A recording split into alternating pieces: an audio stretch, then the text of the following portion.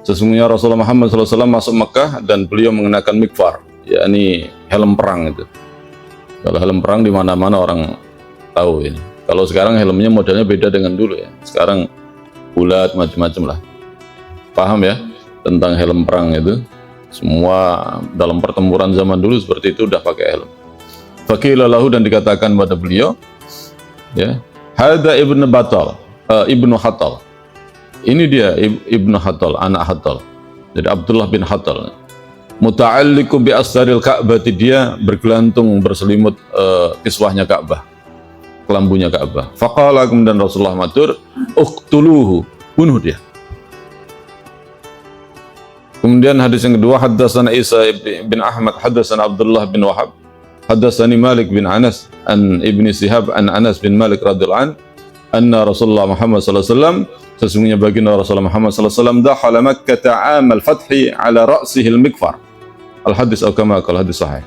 Ketika beliau masuk Mekah pada tahun penaklukan Mekah, pembukaan Mekah, futuhat Mekah, itu wa ala ra'si, di atas kepala beliau itu ada helm perang itu yang dikenakan. Qala, kemudian berkata, falamma naza'a ja'ahu rajulun faqala lahu, kemudian ketika helm itu dilepas, kemudian tiba-tiba datang ada sahabat Nabi laki-laki, sahabat Nabi datang matur pada Rasulullah, Ibnu Hattal muta'alliq bi astaril Ka'bah.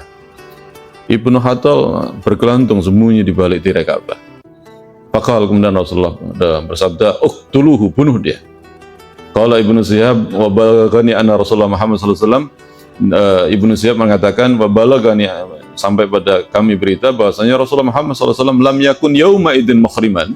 Pada waktu itu Rasulullah tidak dalam keadaan pakai ihram, yakni umrah, tidak dalam rangka umrah, tidak dalam rangka untuk ibadah umrah. Catatan pentingnya satu, ini melengkapi bahwa Rasulullah punya baju perang, Rasulullah juga punya helm. Ini ikhtiar untuk selamat dalam pertempuran. Karena panah bisa masuk kepala, tombak bisa masuk kepala, pedang juga bisa masuk ke kepala, semua. Lembing, tombak pendek juga bisa masuk kepala, bahkan batu juga bisa masuk kepala. Ini, maka ikhtiar, Rasulullah menunjukkan ikhtiar ini penting untuk keselamatan. Nah, kemudian ini helm dikenakan oleh pasukan, tidak hanya Rasulullah. Rasulullah menggunakan dan punya.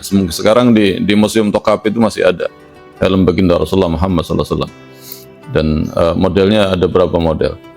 Nah, ketika beliau masuk Mekah itu, ini diceritakan, ada sahabat itu matur, Ibnu Hattal. Siapa Ibnu Hattal ini? Ibnu Hattal ini adalah orang termasuk dari 17 orang yang akhirnya dieksekusi mati oleh baginda Rasulullah.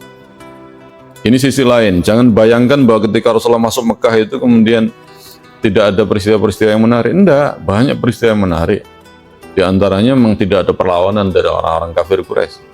Tapi Rasulullah melaksanakan hukuman qisas, menetapkan qisas pada beberapa orang karena sebab kesalahan mereka, pengkhianatan mereka, kemurtatan mereka, pengkhianatan pada baginda Rasulullah Muhammad SAW. Dan dari kasus Ibnu Hattal ini, para ulama itu sepakat, tidak ada yang khilaf. Rasulullah masuk dalam keadaan tidak menggunakan baju ihram karena memang tidak niat untuk ihram, itu penaklukan Mekah. Dan orang masuk di Masjidil Haram tidak harus menggunakan baju ihram, bisa baju biasa, bahkan baju perang, tidak ada masalah. Rasulullah masuk di Mekah waktu itu tidak dalam rangka untuk menunaikan ibadah umrah, tidak. Justru ibadah umrah itu yang kemarin saya ceritakan adalah umrah yang beliau mengambil miqat di Ji'ranah malam hari setelah penaklukan Mekah, kemudian perang dengan beberapa kabilah setelah penaklukan Mekah itu. Nah, yang kedua, ya, Rasulullah itu tidak menjadikan masjid itu tidak boleh dipakai untuk mengeksekusi orang, enggak. Pada kasus Ibnu Hattal itu menjadi contoh real bagaimana pelaksanaan qisas atau ukubat wajib dilakukan dan tidak perlu ditunda. Tidak perlu ditunda. Ya. Maka kemudian Ibnu Hattal diperintahkan oleh Rasulullah untuk dibunuh. Maka dalam riwayat itu akhirnya dieksekusi oleh sahabat yang namanya Abu Barzah Al-Aslami, dan ada yang mengatakan bersama Sa'id bin Haris.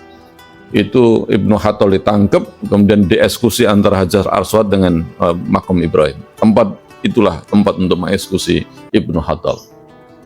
Lah Ibnu Hattal ini sekali lagi termasuk orang-orang yang dikecualikan. Siapa yang masuk masjid, man dakhalal masjid fahuwa aman.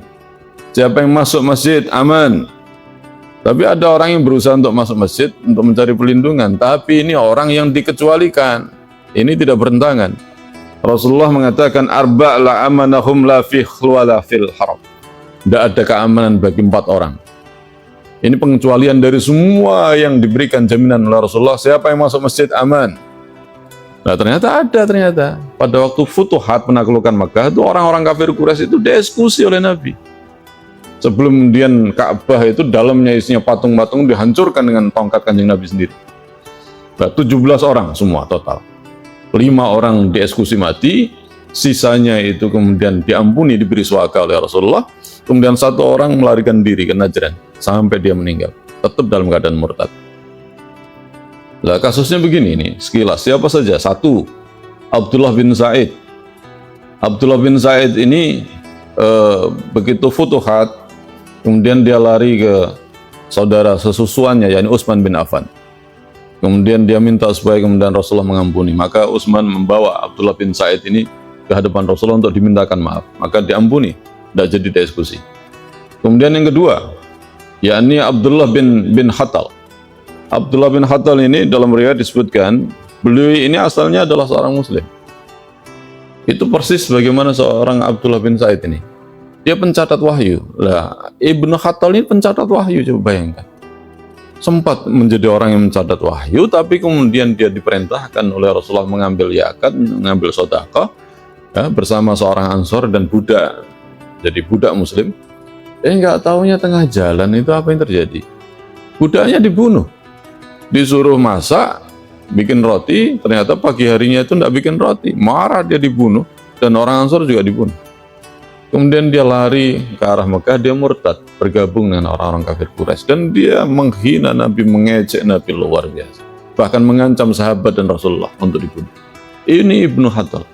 Wa iyadzubillah min dzalik. Ada orang-orang model begitu. Sudah di Madinah ceritanya. Dia kembali murtad. Nah, begitu kemudian futuhat Mekah, ini Ibnu Hattal dieksekusi mati. Dieksekusi mati. Rasulullah perintahkan uqtuluhu, bunuh dia. Ini Ibnu Hattal.